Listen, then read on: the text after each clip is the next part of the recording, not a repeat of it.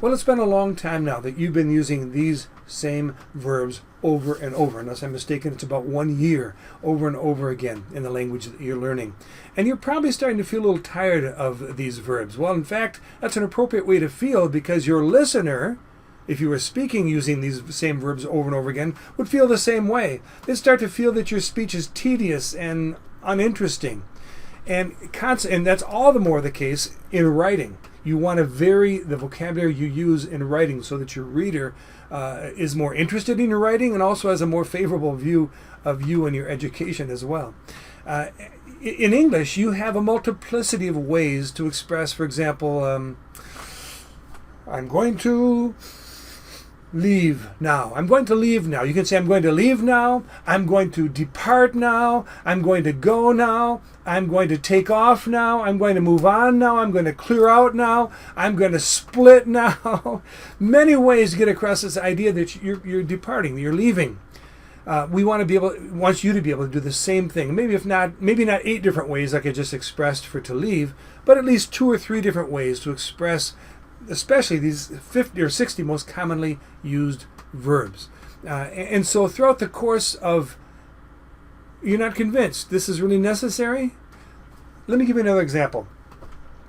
If this were a job interview and I were a potential employer, let's say I'm in the human resources department of a school system, you're applying for a teaching position, and I've offered you a job, and you now want 24 hours to think over the job offer I've given you. And you say, well, I need to think about it.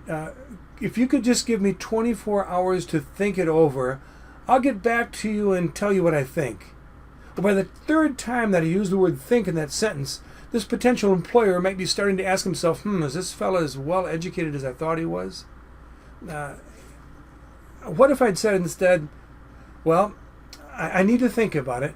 Could you give me 24 hours to reflect on it, and I'll get back to you and tell you what I conclude? That would be a little bit more impressive, a little bit more respectable. To think, to reflect, and to conclude. Essentially synonyms, although conclude is taking thought a little bit farther down the road. But they're very similar in meaning. Well, that's what you want to be able to do in this language that you're speaking. And so throughout the course of Unit 4, at the end of the lessons, I'll be adding in sections in which the 60 most commonly used verbs will be presented in a new fashion. That is to say, with a synonym replacing the original verb that you'd learned. So, for example, instead of live, you'll have inhabit, were you studying English, as the synonym presented to you. Now, how will you know if I want you to use the synonym or the original word that you were taught? Well, you'll see a picture like this if it's the original word that you are to use, and then you'll see one like this with a little 2 in the corner if it's the synonym that I want you to use in the statement that you are to form. And if these 2 words are identical in meaning, these synonyms are identical in meaning, you'll see an equal sign presented between the 2 of them when I present to you the second new verb.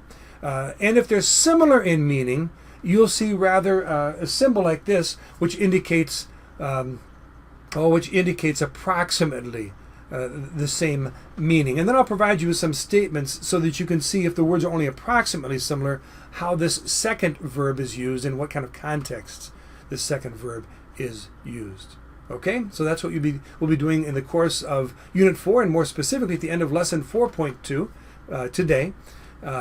You will be presented with the first synonyms of those related to the 60 most commonly used verbs. Voila! You may now move to the activities which are described below, and I'll talk to you soon. Goodbye.